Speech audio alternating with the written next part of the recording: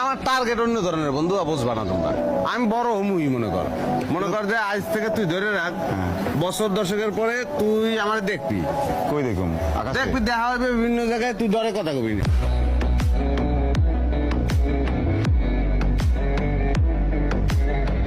ঈদে মিলাদুন নবীর মাহফিল, ঈদে মিলাদুন নবীর মাহফিল প্রথম করছেন রাব্বানা।